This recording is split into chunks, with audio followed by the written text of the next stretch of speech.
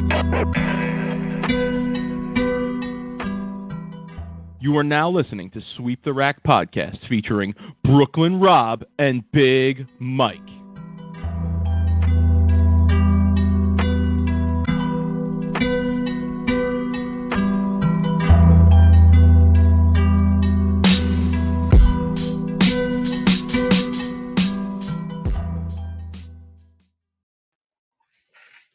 It's good, homie. Mike, what's going on, man? How's the pool coming along, dude? I saw some social media of you starting to break ground on a new in-ground, bigger than Bill O'Neill pool. No, come on. We're not comparing pools over here. You know, everybody's pool is nice. Bill's pool is beautiful. I'm sure hopefully my pool will be beautiful when it's done.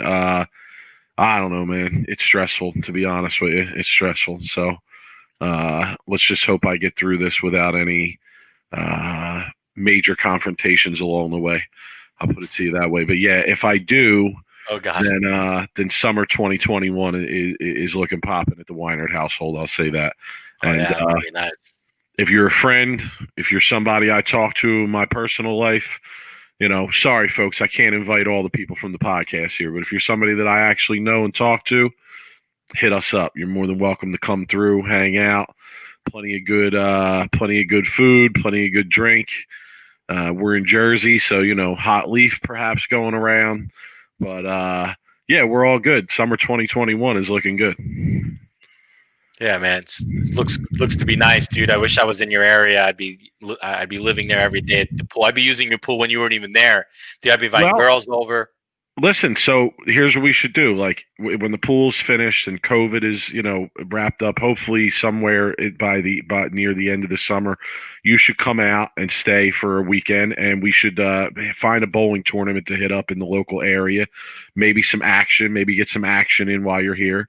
And, yeah, we'll see what's good. I mean, you know, I see you practicing. I see you sending your practice videos out on our Sweep the Rack account. Like, you know, I know you're not doing it for this reason. Let me be clear. I don't want people to think I'm actually calling you a patch pirate because Rob's good and he can afford his own bowling balls that he wants. But when I saw it, I was like, man, this guy, he's using our account to try and get himself a ball contract. Get out of here. I just thought, you know, first off, I'm trying to be a little bit more active on the Instagram account, trying to find some, you know, some content to put up there because it's just, I don't know, it's just hard sometimes to find good content to put up. It is. So I wanted to show everybody who maybe watches the show and has never seen me bowl, like, hey, this is how I throw the ball. I'm not bad for somebody who's actually still in retirement. I am coming out of retirement, though, and it's going to be a slow process. Bowling the Tat in a few weeks. I've signed up for one squad. I'm going to try to get in. You jump right in, though. You jump right in. Like, I respect that about you. Like most people, they'll retire and they'll come back and do like a little league, you know, little something easy, maybe accounting. No, Rob, he's like, I'm right in. I'm jumping right in with the big sharks. Let's go. But that's all right. He's got game. He knows that. He ain't scared. Dude, you know what? It's mentally I'm there. I know the moves. I know the balls to use. I know the layouts. It's physically, man. If I could physically get my game like right and I could throw the ball well, dude. It's at South Point Plaza, so all I'm really gonna need is a purple hammer on the gutter. Honestly, yeah, you know. So that's really, but it's you know, look, I miss the competition. I miss bowling, even just the 8-gamer tournaments, right? I miss bowling too, man. I do. Yeah, I miss it too. Like I went to practice again on Saturday at Nob Hill Lane. Shout out to Nob Hill, the center that I practice at. Very nice center. Probably one of the nicest privately owned centers in New Jersey. And yeah, man, I miss it. I do. Like I'd love to get out there and throw the ball for real right now. You know, obviously things are a little bit tough out here in Jersey with things, but I'm really looking forward to getting back into it. And I agree with you, Rob. I do think that we should try and put a little bit more, you know, actual bowling content out there, right? So people can see what we do, where we're at, where we bowl, even if we're practicing and whatnot. But yeah, I was actually helping one of my homies out. Shout to GQ. We had a little practice session. We're planning on probably bowling a summer league. So yeah, you know, like I said, I miss it as well, man. So I'm a little jealous that you're going to get to bowl the Tat. Oh yeah, shout to JD. AD, man. Sunrise shootout. I'm sorry. I'm unsure. It was hard to tell on the live stream I was watching. Did you win, JD, or did you finish second? I know you were in the final match. You know he won, man. I would expect. But his opponent was tough. His opponent was tough. And they were He's tough. been bowling action since he was 10 years old. They were tough. Like, all I did was look at the scores and saw like some of the things that were going on, and I sent a couple texts out to people saying, what the hell's going on over there? But yeah, listen, I just don't feel open enough, honestly, to go and bowl right now. The State Masters was at Carolier, Rob, last week. Was around the corner from my house, really. But yeah, with other things that I have going on here, family situation and whatnot. Yeah, I definitely don't feel like I'm going to be in the bowling alley right now. Brian Glass, man. Shouts to Brian Glass, man. Bowled against him in high school, man. Brian Glass was, he was a player when we were younger, man. We bowled against each other all the time. Definitely fun times though. We always bowled against each other, never with each other. So maybe one day that'll change. Brian Glass, stop bullshitting. He threw it 100 times better back then. Stop bullshitting. Dude, 100 times better back then, dude. Rob I was a fucking monster back then. Bowling this month. He was in bowling this month. I was on MSG, dude. I was all over the place, dude. I was, dude, if bowling was the way it was now, I'd have been JOG. I would have been all kinds of fucking, but that's all I did was bowl, Mike. All the time, right? Like, yeah, I mean, listen, I watched for a little while New Jersey State Masters, some of the matches, and yeah, it was good bowlers, right? No question, good bowlers, but they definitely look challenging. I'll say that. I thought, like, is Greg Tack in charge of the lane pattern here for this weekend? Because God. I saw guys that I'm like, these guys are good, right? And they're missing the head pin and flagging the head pin left the next shot, and I'm like, oh man, they must be brutal over there. So somebody's asking Rob if the TAT is live streamed. I don't know if it's this year or not because of the the pandemic and whatnot going on. Okay. I doubt it. I think they had to cut down even the entries. Brian Glass. Rob was. That's almost disrespectful to Rob. Rob was a high school all-world, son. Dude, okay? I was good. Let me be clear. Rob, we were scared of you back then, son. I'm not even fronting. Like, we'd be like, Rob Pierce. I don't bowl Rob Pierce. He's gonna beat you. He's gonna beat you, and he's gonna let you hear about it. But now, honestly, after seeing you throw it today, I gotta say, son, I went to practice on Saturday. I feel like I was throwing it really good. So I feel like I would, I'd kind of stomp your shit right now. But it's cool.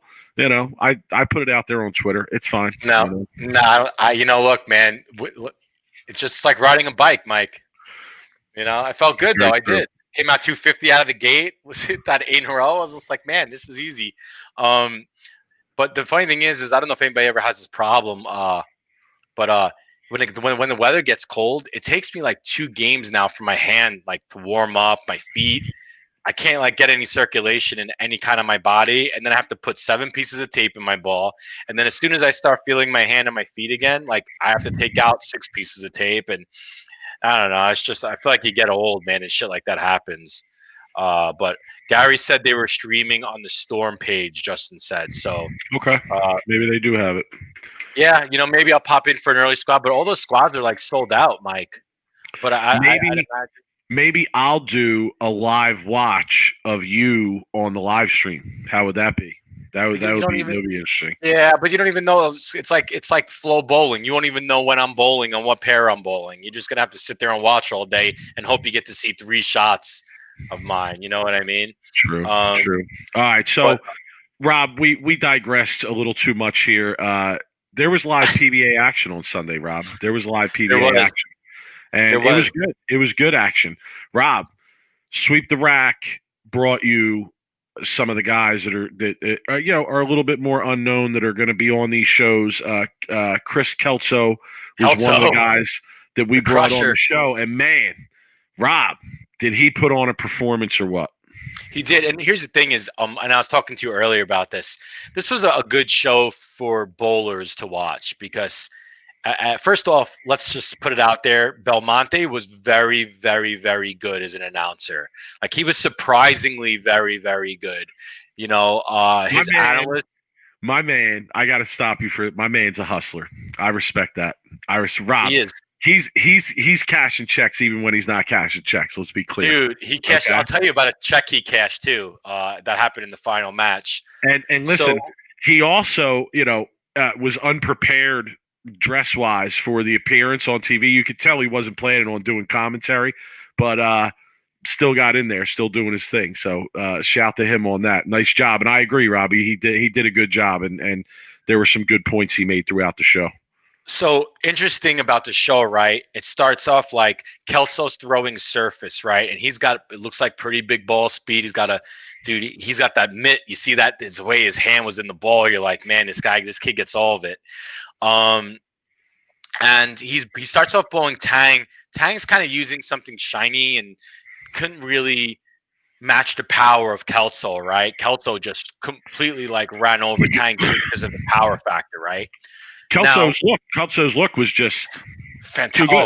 The look was amazing.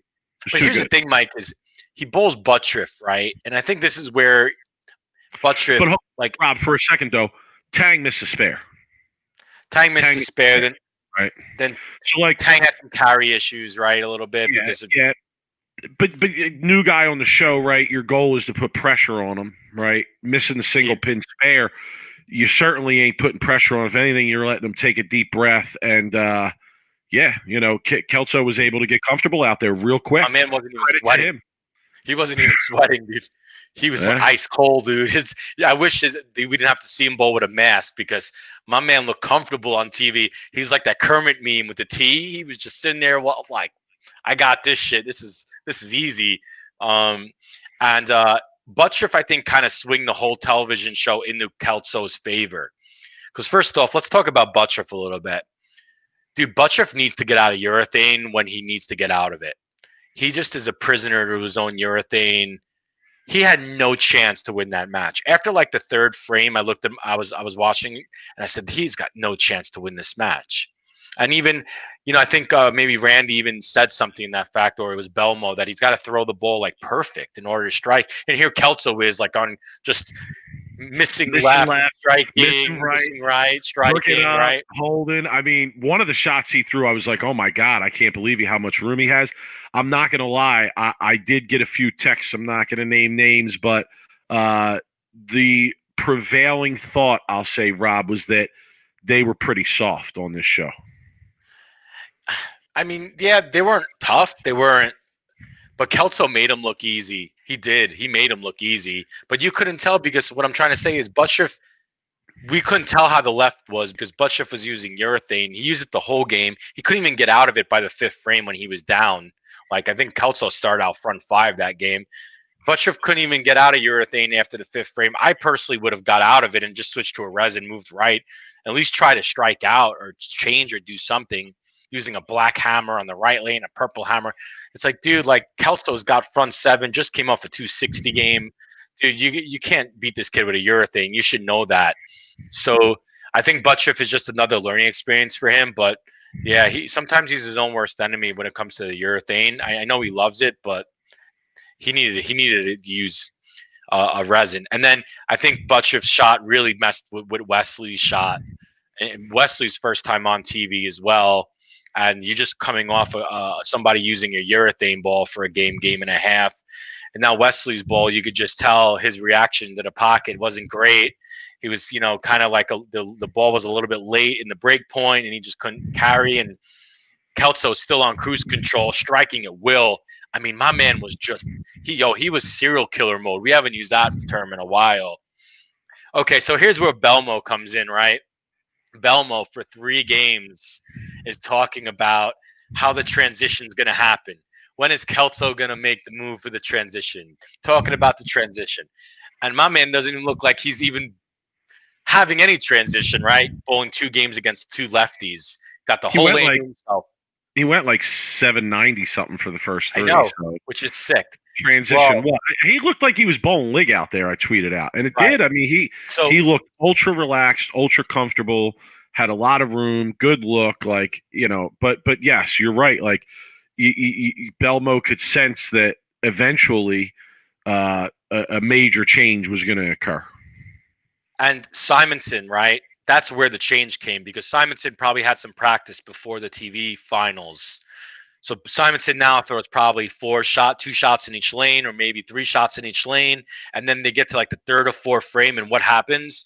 Kelso goes like trip 4, I think, or even left to 4. And then I'm like, oh man, here it comes. And then boom, right on target. Belmo talking about the transition. He big 4s. And like that to me was like, that was it. Like Simo, that's all Simo needed. He's like a shark when there's blood in the water.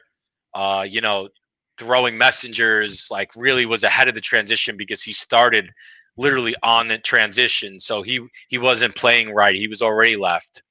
And that was it. Game over. Kudos to Kelso, man. What a performance, dude. My man was ice cold. Dude, he was just didn't look like he looked like he was a seasoned veteran, bowled 100 games on TV. Like, just crazy. You know who was more ice cold, Rob? Anthony Simonson. Dude, Simo's my man.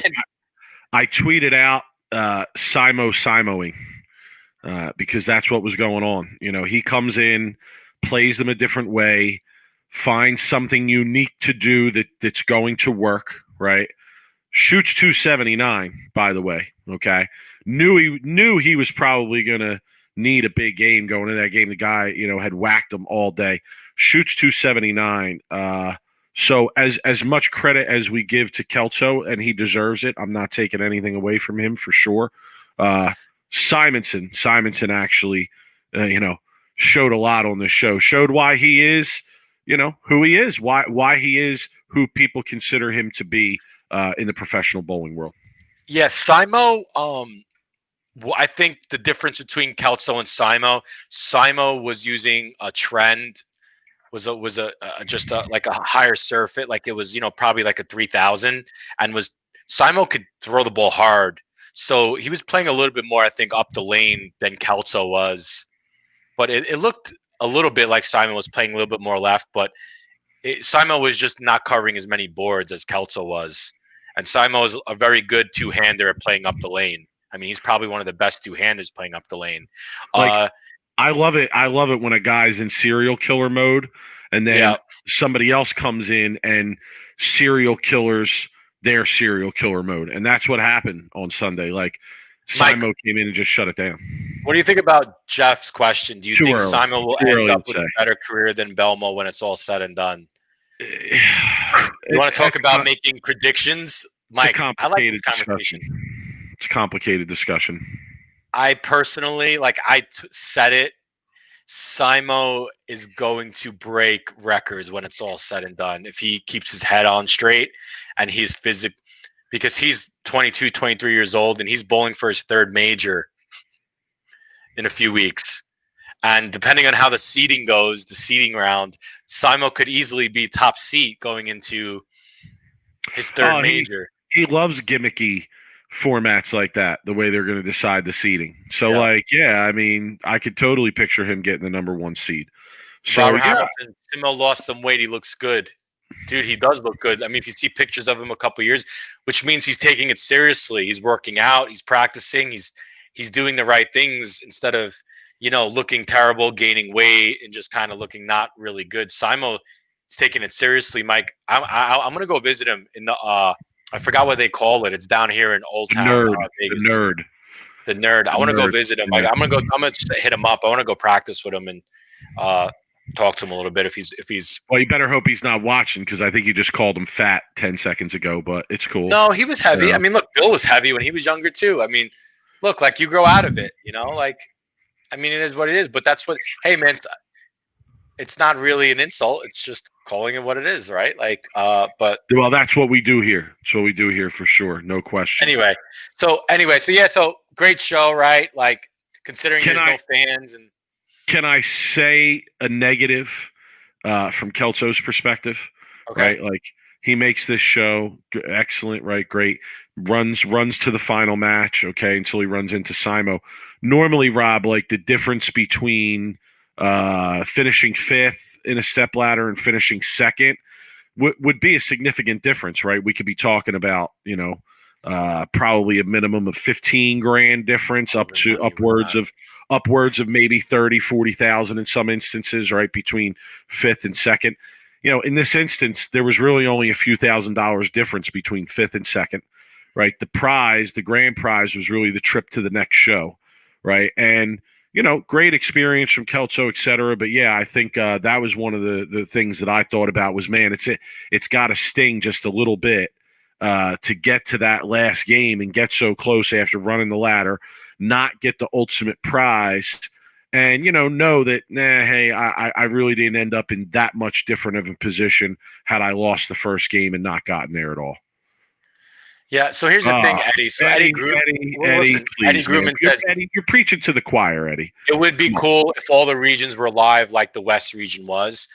Yeah, it would be. But here's something that I'm going to give a kudos to PBA right now. I don't know any of the results for the tape shows. I haven't heard or seen, or I haven't reached out to get those. Now, if Bill was bowling, I have, and can I tell you something that I've heard that I found? Don't spoil it.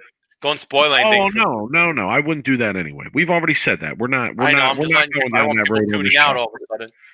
We're not, and I'm glad, Rob. I'm glad you're being nice to the PBA now, because in about 10 minutes, I think your head's going to explode when we get into our next discussion. But yeah, because I have to say something nice for all the shit I'm about to talk on them, and then that's like. I was going to say, man, you're trying to take the nice approach before. Well, I mean, Sunday's going to be like a live show for me because I don't know the results. All right, so here's what I heard. I heard that non-disclosure agreements were signed. I mean, yeah, but that still doesn't ever stop people from telling us. I don't know, man.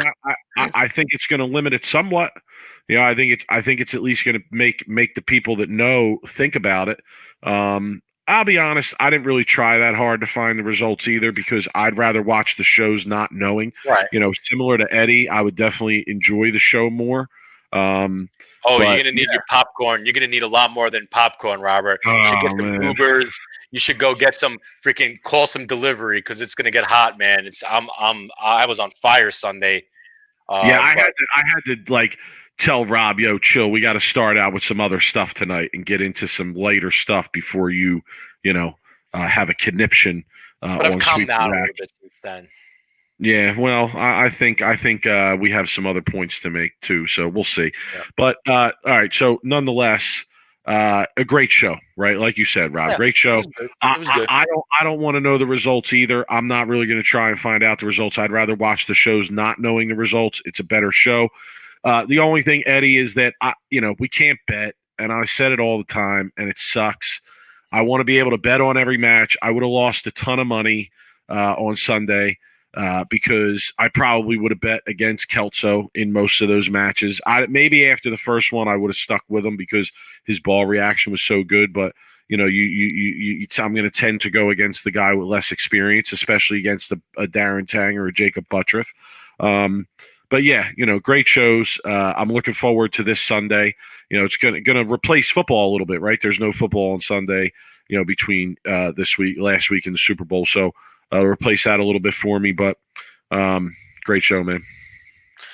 Yeah, I think that they gave everybody a taste of what live betting could be, and then all of a sudden they just take it away. I don't know. I don't get it.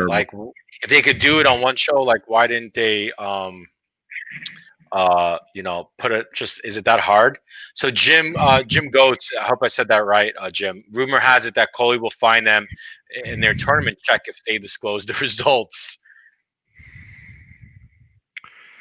It's pretty. I mean, look, kudos to Coley on that. I'm happy that I don't know the results, that I can watch the show, and it feels like a live show if I don't know the results. So true. Anyway, all right, Rob. So let's look forward, right, to this first tape show that hopefully we won't know the results of, and we'll be able to watch it like a live show that's going to take place this week. Okay, and interesting show FS1, here. 2 p.m. Eastern. FS1, right, 2 p.m. Okay. Eastern. Top 5, right, from 5th to 1st. AJ Chapman, Benjamin Martinez, kind of unknown. We tried to get him on for last week. We couldn't get him. We're going to have him next week, okay, because we wanted to bring him on and have him be able to talk about the show, All right, so we already have him booked for next week. He will be here on Sweep the Rack next Wednesday, barring an unforeseen circumstance there. You got Kevin Williams in third, rap star Kevin Williams in third. Second, Packy Hanrahan, and Francois Laveau up top. So good show, Rob. In this show, if I got to pick a winner here, I'm going with I'd go with a strategy similar to last week, where to me Simo was the clear favorite as the number 1 seed. He's one of the best bowlers in the world. I think the same thing here about Francois Laveau. He dominated this region. I know they're going to be bowling in Florida as opposed to Texas, where the Southwest region was, but I will take my chances with Francois Laveau on this show. Is Benjamin Martinez a lefty or righty? Righty, I believe. Okay, because 2 lefties, right? Kevin Williams and then Packy. I feel like AJ Chapman could kind of do what Kelso did this week, right? If he finds something early, he's going to be bowling. Benjamin Martinez is his first time on his show, so he gets through that, right? Kevin Williams is a 2-hander lefty, so I feel like Kevin Williams hasn't really made a lot of shows either, right? As a solo bowler bowling for a major. Right. I feel nor has AJ Chapman either. But AJ Chapman is, all I'm saying is he could get kind of on that Kelso run, right? Where if he gets through Benjamin Martinez, then he's got Kevin and Packy. Kevin's a 2-hander, is going to mess the shot up a little bit for Packy. I feel like it almost is very similar to this past show, where you could see AJ Chapman bowling Frankie in the final, and then it's anybody's game, right? It's going to be interesting to see, but I could kind of see that playing out again, Mike. And that's my prediction. I think Chapman is going to end up bowling Frankie in the finals. And so your bet here, then your odds, you'd have a good bet here, Rob, if you like Chapman to get to that final. Can you imagine being able to bet on Chapman to reach the final? Yeah, I would bet Chapman to win. Odds there. Yeah, you could take both, right? You could probably take both. You could take odds for Chapman to get to the final match, or you could take odds for Chapman to win. I mean, that would be a hell of a free ride if he got to the final match and you cashed that ticket already, and now you're free rolling into the final against Francois. Yeah, because I mean, it's just being common sense, right? Benjamin Martinez and Kevin Williams don't make shows, and neither does Packy. AJ is the most veteran out of all of them to making shows just from bowling a lot of the league and getting that experience. So I feel like AJ Chapman. Yeah, we have some good points in the chat here. Robert Hamilton saying this is one of the first times there's going to have two-handed lefties on the show, and Anthony Battaglia is pointing out that there's 3 Wichita guys on this show. So interesting. So we've had 3 two-hander lefties in the last 2 shows. So they're starting to come in, Mike. They're starting you got Ryan Simonelli in the East region too, who's pretty much two-handed. East or South? I think he was East, right? Yeah. So you have him as well. Okay. This is another good show. You got a mix of everything. You got some great players. You got some young guys that you have some interest in. You got Benjamin Martinez coming out of nowhere, and I don't really know much about him, right? So interesting show to me. I'll definitely be tuning in. But like I said, my money would be on Francois Laveau. Okay. Cool. Well, look forward to it. It's on 2 p.m. Eastern on FS1, not Big Fox. So we'll be talking in Benjamin next week. Hopefully he has a good performance.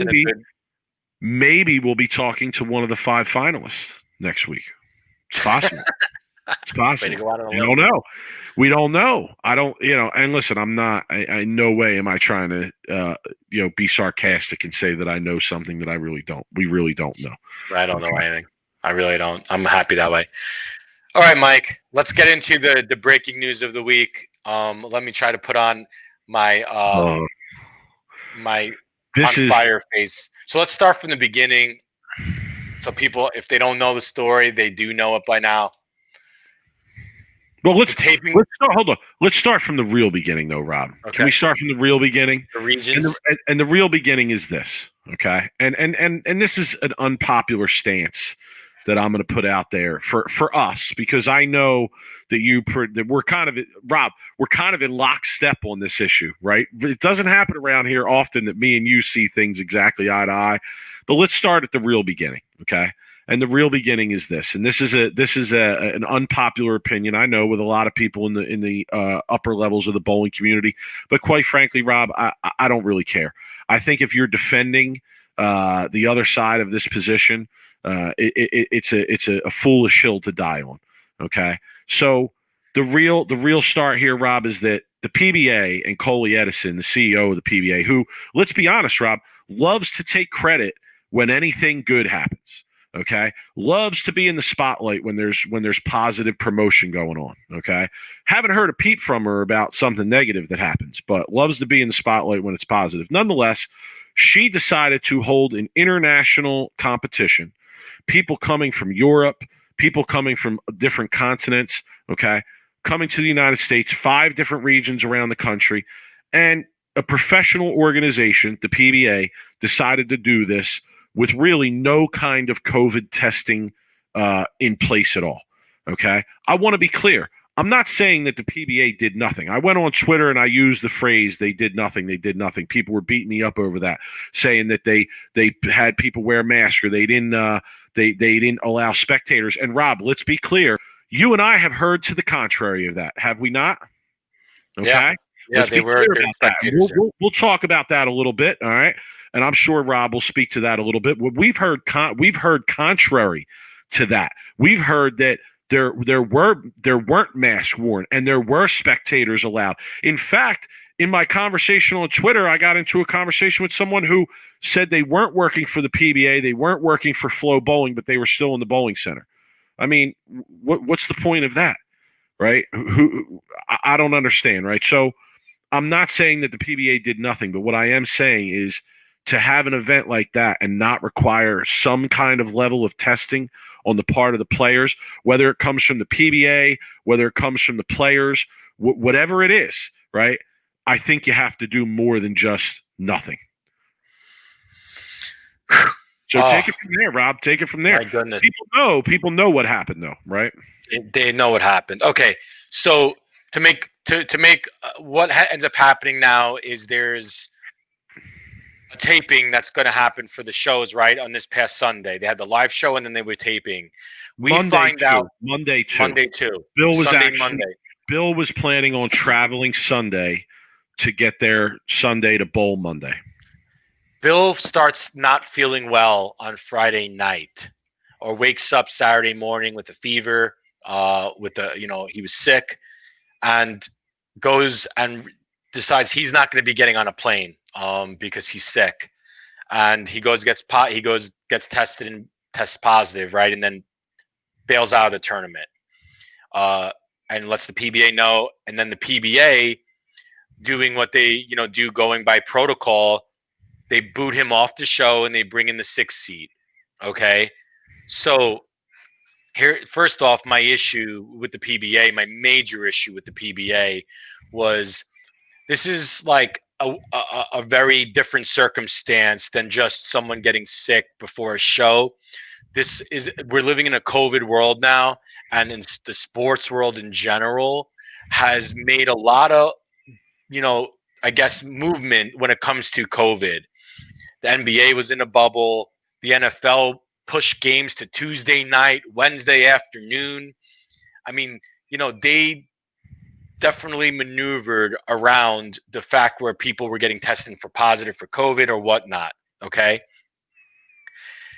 They should have had some kind of plan B when it came to one of their finalists on a show to come down with COVID before the show, instead of their plan B saying, oh, well, we just need to boot Bill off the show. This is his living. Bill is bowling for a major title and $250,000 prize. On top of that, if he wins that show, he's getting what? What's the 5th place guaranteed for the final show? It's a lot. Okay, it's a lot of money, and it's not a small thing. It's not small, okay? And I'm biased, right? Because Bill's one of my best friends. So I don't give a shit. I'm going to say what probably a lot of people want to say, but they're afraid to say because either the PBA is employed or they're employed with them or they have, connections or networking to the PBA. So a lot of people that are defending the PBA on this and are defending are because they have their self-interest to worry about by not defending them or not saying anything. I haven't heard anybody speak up about this. Anybody. It's been quiet from all kinds of ends.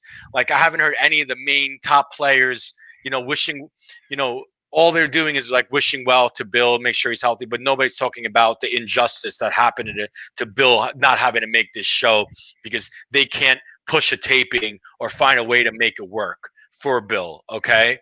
So that's my first problem is they just said, okay, Bill, you're out. Here's the next guy up. Okay. Now, the regions didn't have testing.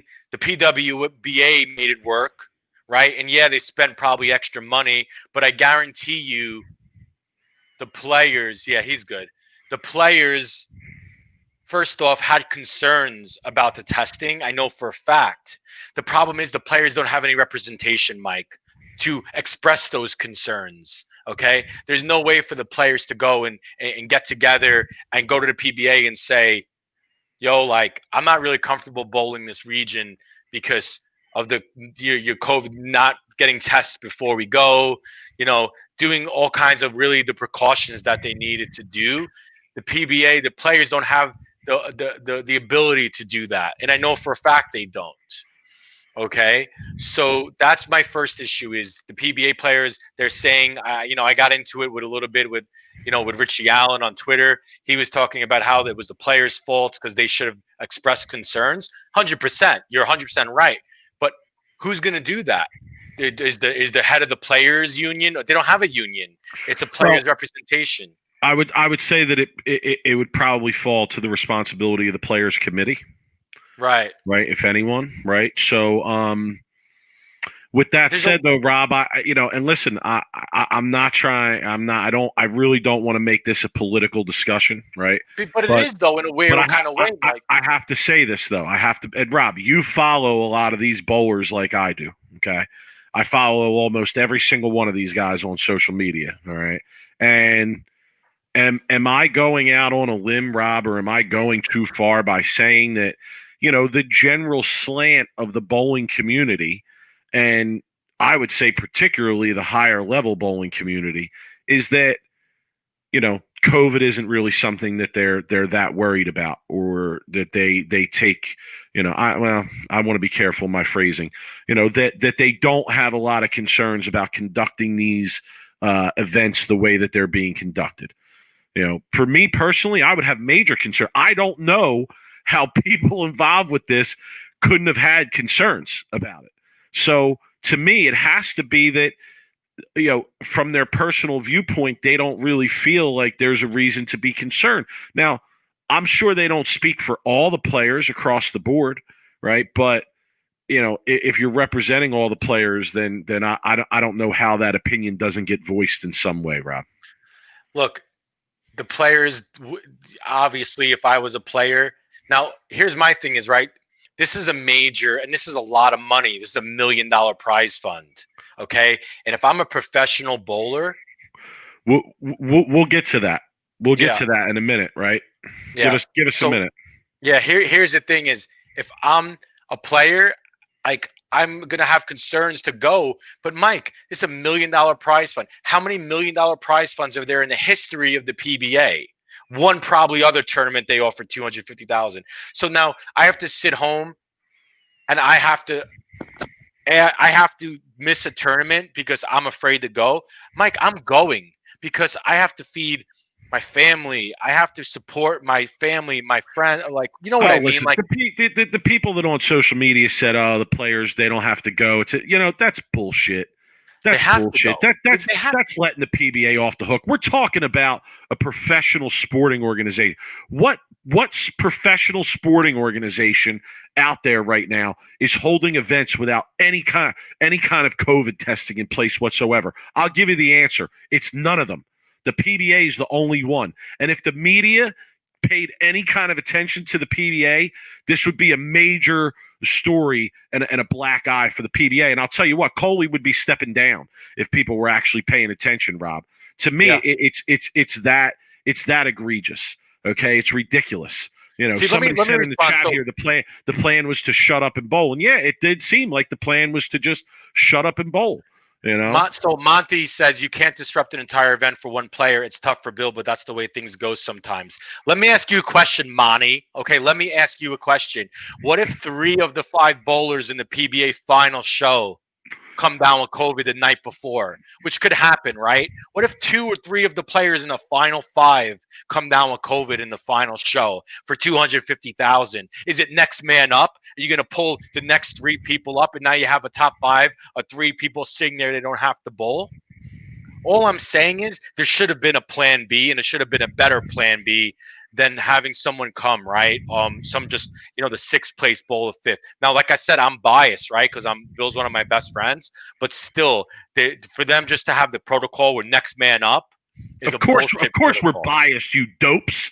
Of course we are. Of course, it's our boy. Come on, man. Of course we're biased, but even if it was anybody, it's still nonsense. It's the fact that he's our friend doesn't discredit our point. Okay, I mean, I don't know. It's ridiculous. I don't know. It's ridiculous to even say that. Don't even get me started. What if the people? What if Rob, 3 people? Can we talk real quick about 2 things that were mentioned in the chat? All right. The first one was mentioned about the money situation. Okay, and this is kind of interesting to me, Rob.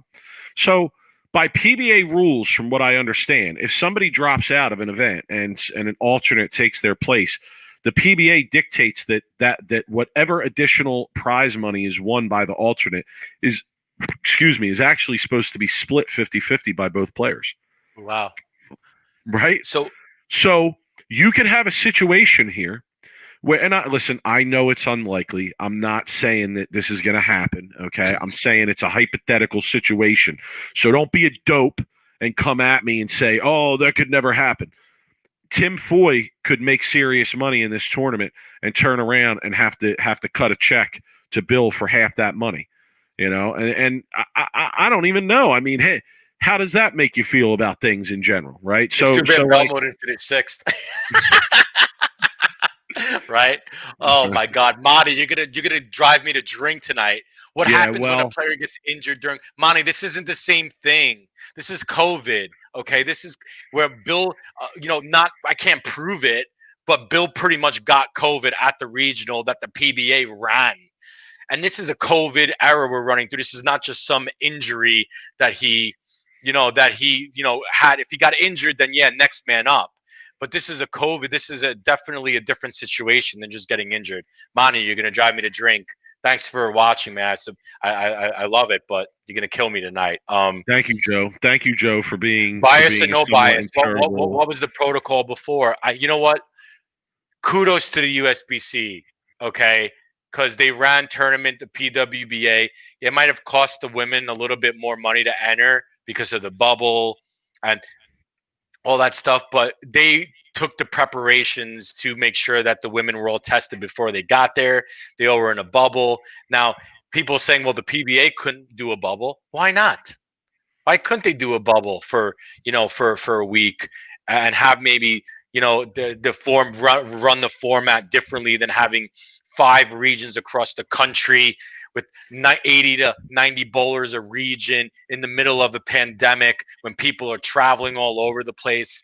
Why couldn't you run a different kind of format where you could still run maybe a one tournament or one tournament in one location and make a bubble and make it a longer format, right? So everybody's at the one place. And if you want to bowl, then you got to work with what the protocol is. Get tested, live in the bubble for a week. And then, the pros would have done it. Danny, we don't know. We wouldn't know because the PBA really didn't care enough to contact trace or really take precautions in any way. So you don't really know, right? I mean, yeah, we could have people hit us up personally and say, hey, I heard this or I heard that. And we're not going to, put those kind of rumors out here publicly. But yeah, I mean, you really don't know. All right, Rob, the other question I found interesting here was from your brother, right? He was basically asking, why is the PBA in such a rush to get these events on and have these events? It's because of their contract with Fox. Absolutely. 100%. I mean, is that, I was just about to say that. right? Like I don't think it's going out on a limb by saying that like if you guys don't understand at home there, the PBA has a contract with Fox, okay, where they are required, if they're part of the contract, is to provide a certain number or hours or time slots of shows, right? So yeah, they have to fill those time slots. They have to fill those shows, and that's kind of what this is about, you know. Yeah, Jeff, I can't really speak to the U.S. Open and the Masters. To me, Jeff, that would be because of scheduling, right? Like they want to put everything together so that when guys are here, they can bowl and they don't have to be traveling back and forth, right? It's what it seems like to me, anyway. I mean, couldn't they, Mike? Okay, hypothetically, couldn't the PBA and the USBC got together, which I know is a very, very no. The answer to that is no. Starting a comment like that, but couldn't they like run a bubble for 3 weeks and put the Players Championship, the World Series of Bowling, the Masters, and the U.S. Open in one location for like 3 to 4 weeks, and have everybody who wants to bowl live in a bubble or something of that nature? Rob, I'll be honest. Like, and I had discussions about this offline, online, wherever. I really don't. I don't think that the PBA had to go as far as to do a bubble or something like you're suggesting here. I'll give you my impression, and that is that, listen, if the players want to bowl, let the players make the extra effort. Okay, what might that mean? I'll give you 2 examples. One would be have the players come a day or 2 earlier than they were planning on coming. They have to get tested when they arrive. They have to quarantine for a couple days in their hotel until they get their results. And once they have their negative result, the PBA could have said to them, listen, we're asking you to limit your exposure while you're at this event. We don't want to have any cases or breakouts. Do what you need to do. Go pick up food. Do that. But please, take precautions. Okay. Now, Rob, like we said before, you look at the general lay of the land in terms of who you're dealing with here. I don't know if that would have been. I don't know if people would have respected that or not. Okay. But my other suggestion would have been have the players pay for testing when they get to the site. I mean, if you want to bowl this event, it's $1 million event. It's $250,000 for first. So if you don't want to pay an extra couple $100 to get in the event, guess what? You probably didn't have a shot in hell at winning the event anyway. So the guys that wanted to really bowl the event would have paid for the testing or whatever they had to do. So Rob, from my end, I'm even more reasonable than that. I'm not going to put all the onus on the PBA. I'm going to say inconvenience the players a little bit more. Make them do what they need to do to at least have something in place where we're trying, right? At least where we're trying. And I don't really feel like that was was the case, really. I agree with that, because I feel like if we look, this is just like a rumor, or not a rumor, but Bill probably did get it at the regional because he didn't fly to the event; he drove. Thank you, Joe. It is irresponsible. It is irresponsible. Listen, CEO, this, that, the other. Like I said, anything positive wants praise, right? They just announced a new title sponsor for the tour last week. Okay,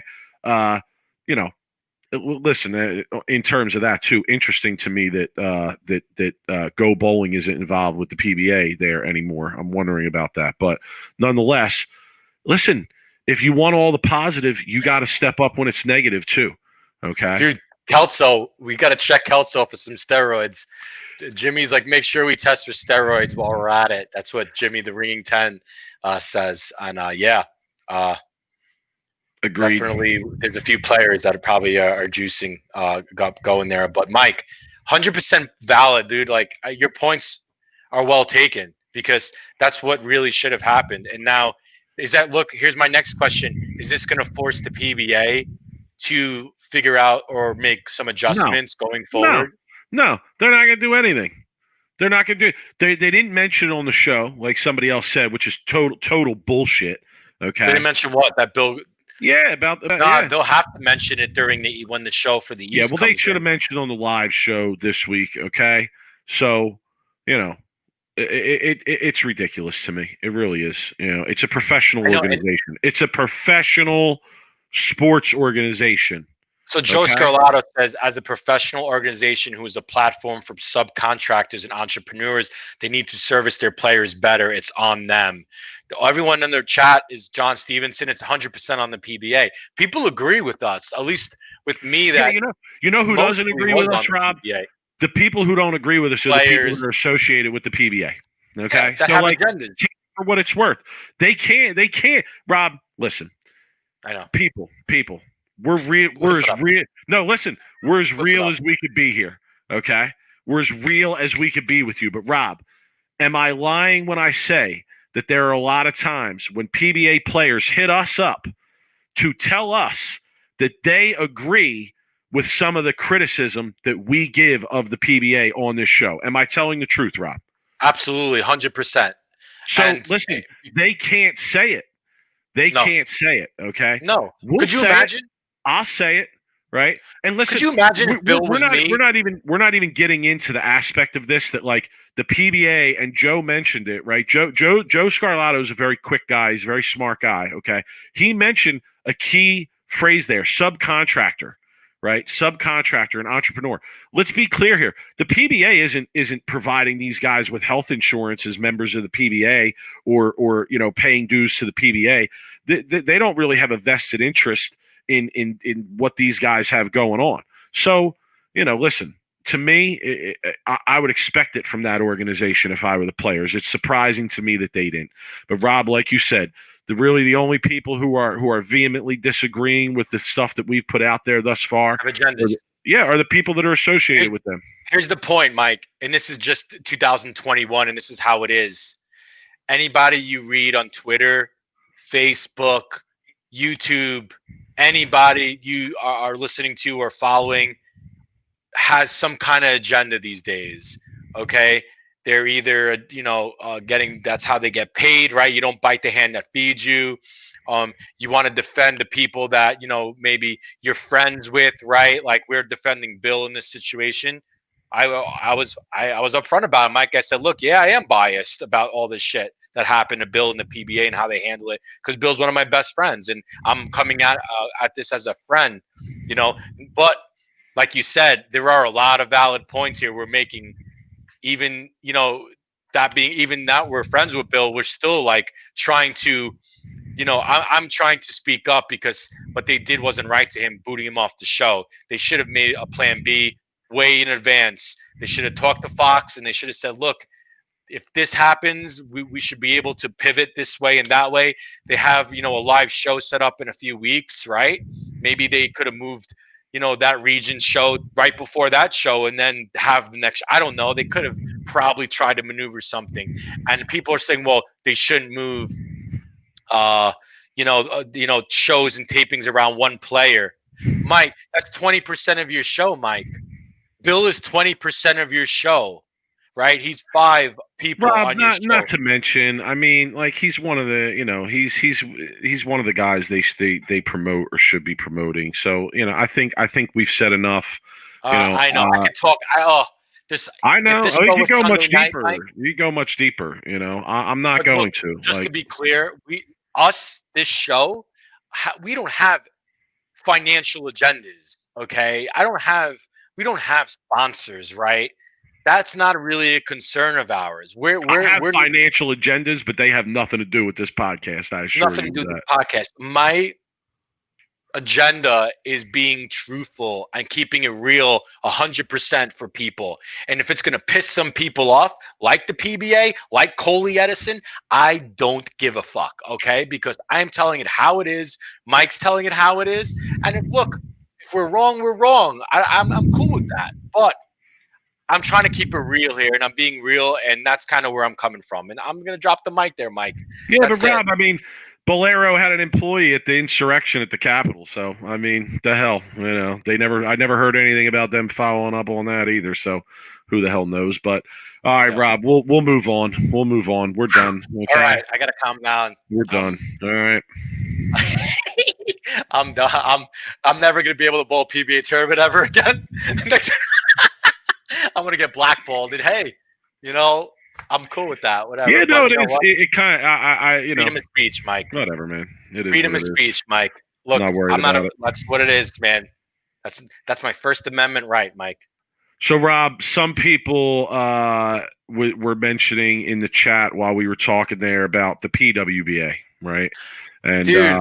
we wanted to talk a little bit about it, and Rob, Yeah, you the and women, I, man. you and I off the air, like I feel that I don't know, like we say all the time, we need to get the women on the show more, right? We've said that numerous times, and I know we both agree with that and feel that way. I just feel a disconnect because like you got the Bowl TV thing going on, you got the USBC with their thing, you got Flow Bowling. Obviously, we talked about that a lot. Well, let me talk a little about the women, Mike, real quick. Yeah, go ahead. I mean, it was great action over the weekend from what I saw. It was free to log in, and I did log in and watch for a little while. You couldn't watch certain parts, I think. You could only watch qualifying. But I mean, yeah, it was great. I feel like the women are missing a spokesperson or a face of the PWBA these days. And I could be off, but I feel like maybe Shannon O'Keefe is kind of taking that over a little bit, where she's becoming, a little bit more of a spokesperson for the PWBA. But watching I watched a lot of the Instagram stories that they did. By the way, they did a great job on their social media, just highlighting the girls, they're throwing the shots. And because I didn't get a chance to watch it or whatever. I don't pay for the Bowl TV subscription, but the women, first off, they throw the ball great, and I feel like there's a lot of personality there that we're missing. I feel like Rocio Restrepo is a pretty big personality, and I feel like she could do some good things. I feel like Danielle McEwen is also becoming a little bit more of a face of the organization because of her mixing in with the men. But Mike, it's great to watch. I wish there was more entries. I wish there were bowlers like Daria could have bowled and Verity Crawley could have bowled. And yeah, it's unfortunate situations there. I didn't see Kelly. Kulick bowling. I kind of wonder why. Maybe I'll reach out there and ask her why she didn't bowl. Because I don't think she would miss. There's got to be a reason. 3 weeks for this. Maybe there wasn't enough money. But whatever it is, it's good to see the women back. It's good to see the action. Mike, 16-year-old Jillian Martin. Okay, if anybody doesn't know this story, Strap City, son. She's running out strikes. She's just like when I was 16. Like 16, yeah. She has an exuberance. 16. She does. She has an exuberance when she bowls. It was awesome to see. Yeah, she's running out strikes, and I saw some of the action. She straps it. Mike, she completely reminds me of me when I was 16. Just really young and vibrant and just really loving the sport. You 100% would have went to a PBA event and slapped it out on anybody who wanted it. Dude, I slapped out on Patrick Allen when I bowled him when I was 18 at the Vlustic at the Garden City, man. I spilled a bucket. I clapped that on Patrick Allen, okay? And he gave me back the business when that happened. But anyway. We talked to him about that. about that. Yeah, we did talk to him about that. 16-year-old Jillian Martin, she finished second in the PWBA event. And then made another finals later on in the event too. Yeah, and she's 16 and didn't care about showcasing her personality. She seemed like she was, pretty intense, and love to see it. Hopefully, she doesn't mature as she gets older, and I feel like that's what happens. When you're 16, you're so fiery, and then you kind of lose it a little bit as you get older. But I enjoyed it. Maybe we could see them back on actual network TV eventually. Yeah, right? I like to see them. I heard, Rob, I read this week that CBS Sports Network announced that they are shutting down their CBS Sports channel, like CBS SN. And I got to say, I don't think that that's a good sign for. And I know they're transferring it over to USA Network, which apparently has more average viewers.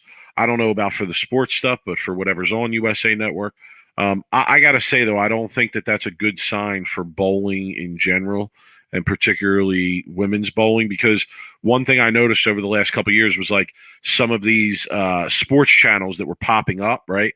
They need content. obviously, right, to fill the time on their channels. And I kind of feel like that's how the PBA kind of got into the deal with FS1, because they need content. And if you notice, like, they show these PBA shows all the time. They're replayed on there all the time. So NBCSN.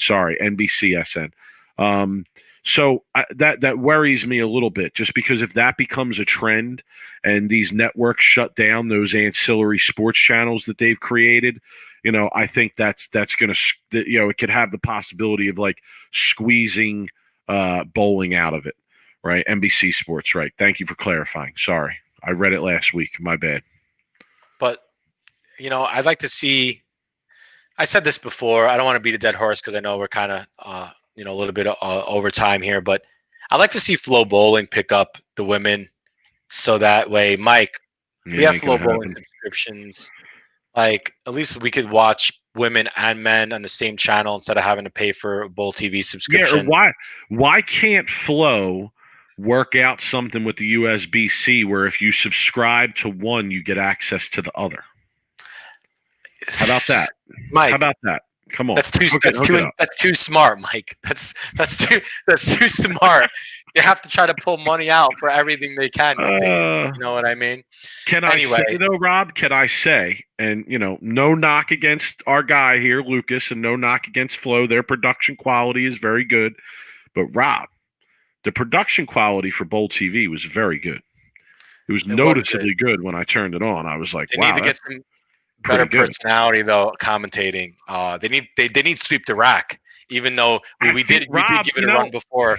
We'll talk off air. We'll talk off air. Rob, you know that there were things in the works, right? I'm not going to say too much, but I think you know what I'm referring to anyway. There were things in the works, and those things kind of fell apart because of COVID, and then all this stuff launched from the USB-C with Bowl TV, and Rob, they were doing a pregame podcast for these shows.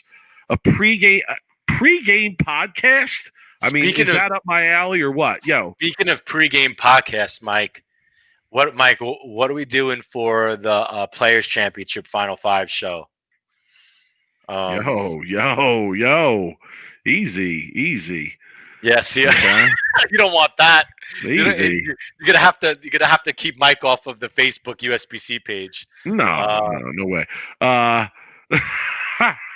Joe Scarlatta, you make me laugh.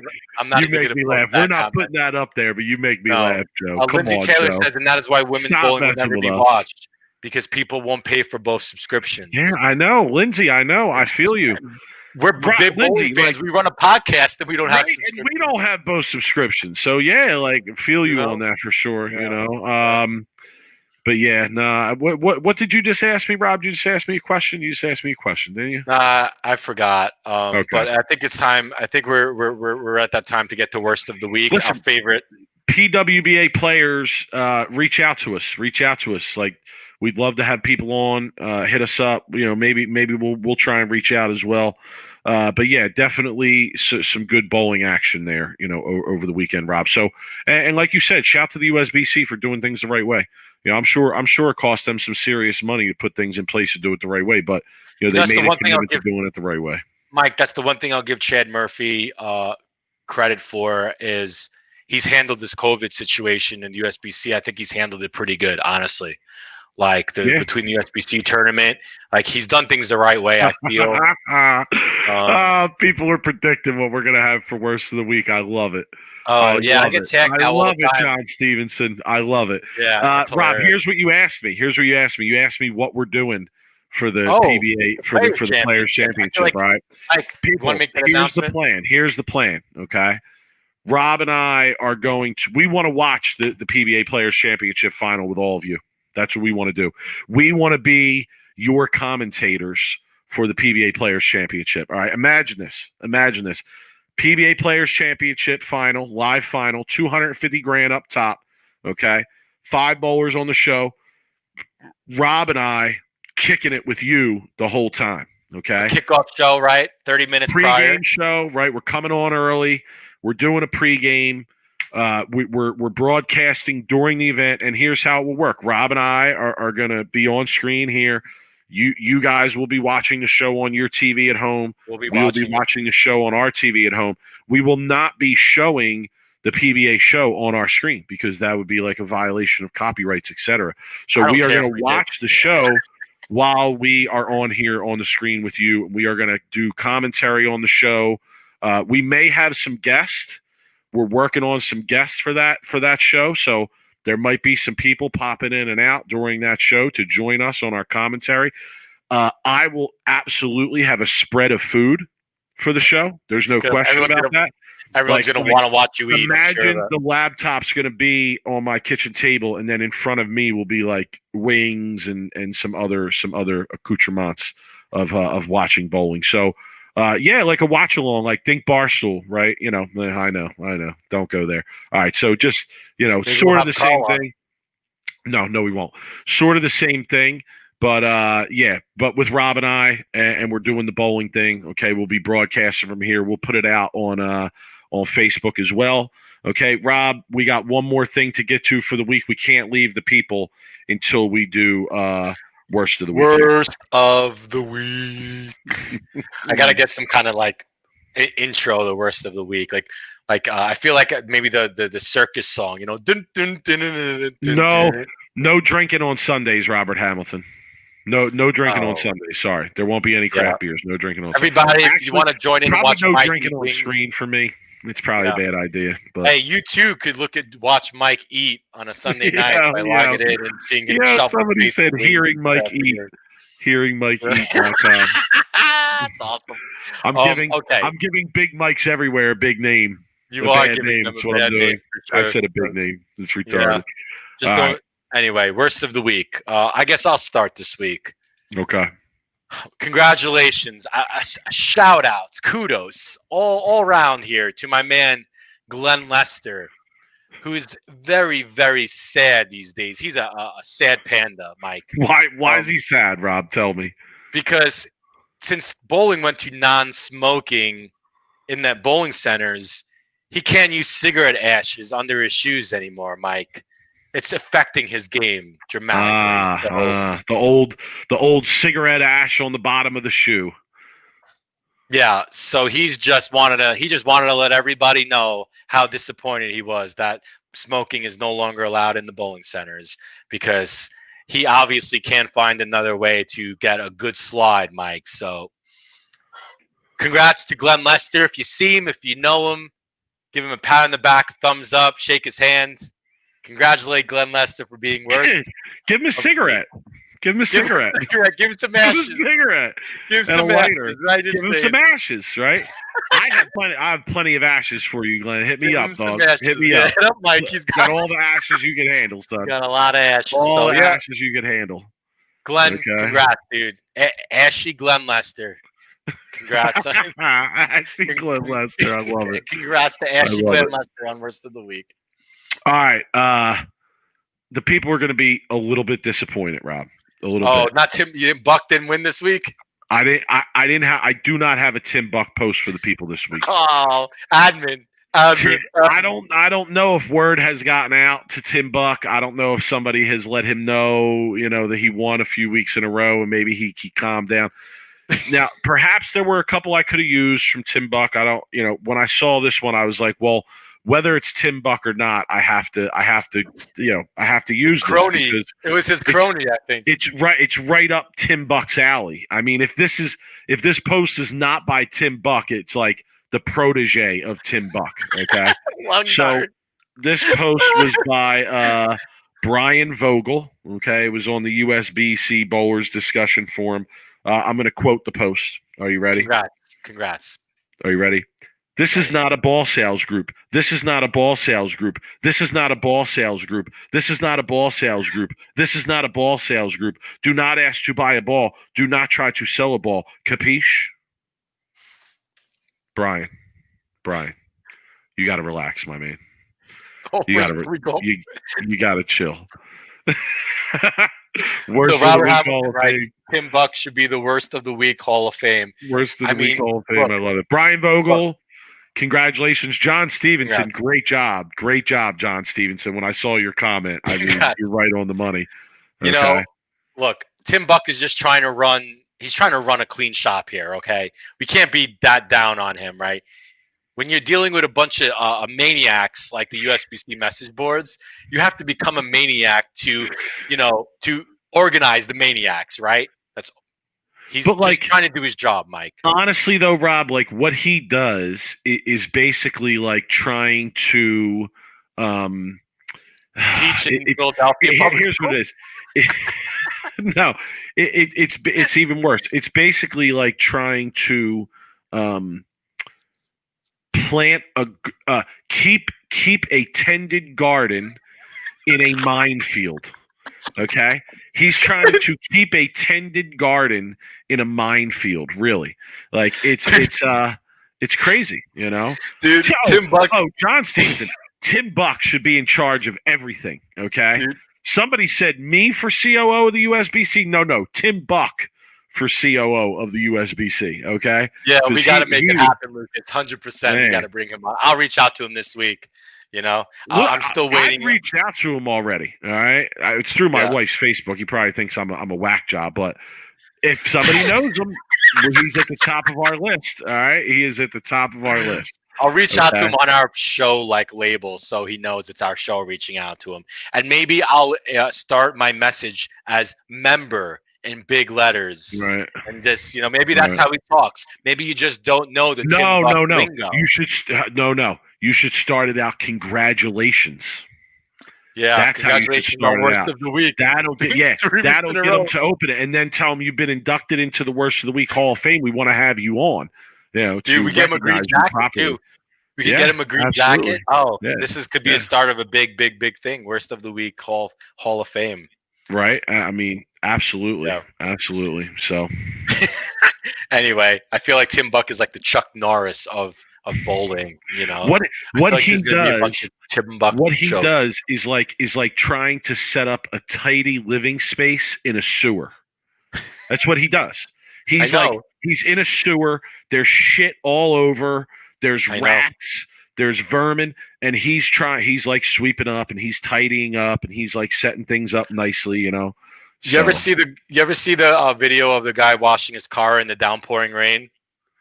He's literally got a squeegee, and he's squeegeeing his window when it's downpouring. It's pretty much what he does. Kudos to Tim Buck, by the way, man, on him running that page. Lucas is right. You know what? People, sweep the rack. Come on. Get to the USBC message boards. Flood the USBC message boards with posts about Tim Buck hitting us up. Then he'll hit us up. Lucas is right. Well, Lucas, here's the thing, though, is as long as you don't post it, because we do know when you post it, it's just a bunch of people bitching about paying for full bowling. It's pretty much anytime Lucas makes a post, it's like it is, and it's my favorite because what I do is I go on all the people that are complaining, and I say. I'll make a comment like, oh, all the cheap people came out today, or I'll just go under someone's post and put cheap with a bunch of letters. I just love it. Anyway. All right, Mike. Well, I think this is a good time to end the show. No doubt. Was a fun show tonight. It was. We had a good time, always with the people. Rob, you got any final thoughts before we go or no? Not really, man. I just want to send well wishes to Bill O'Neill. Talk to him a little bit. Yesterday or today, I don't know. They kind of blurred me the week. If anybody's wondering, he's doing good. He's doing a little bit better every day. He's quarantined in his house, and his so far family's doing well. So, man, well wishes. Get back on your feet soon. Hopefully, you get back on your feet. I don't know when's the next time he's supposed to bowl. He probably's got a little bit of time though. No. Yeah. Okay. So yeah, just that's it, man. Just shout outs. And well wishes to Bill. Here's my final thought, Rob. I'm going to go back to the COVID thing for a minute, and to Coley Edison for a minute, and I'm serious about this. I really am, because Rob, she won't come on this show, all right? And because if she came on this show, we would ask her stuff about this and her decision behind this, but she'll go on other outlets, and I see her on many other outlets, especially bowling related outlets, and. I'm not going to specifically, call people out or a call to action to specific people. But listen, if you're in the bowling game and you interact with her in a way for public promotion, it deserves to be asked about. It really does. It's it's a disservice to the bowlers and the professional bowlers in the bowling community to not ask why, what was the thinking behind the way things were done, right? And I said it on Twitter. I'm going to say it here so that it's out there publicly. But yeah, I would ask her myself if given the opportunity. But since I don't think I'm going to get that opportunity, I encourage the people who do get those opportunities to ask her, because I think it's an important question. And I'll leave it at that. Rob, have a good week, homie. Take it easy. Get that practice in, Rob. Get that practice up, son. I'll be sending out a practice video on Saturday. Check the Sweep the Rack. I'll be sending out my practice videos. I'll actually practice it on some PBA shit, some real shit, not some house shit. But you guys can evaluate, and see what's up. Rob, have a good week, homie. Everybody, have a good week. Later.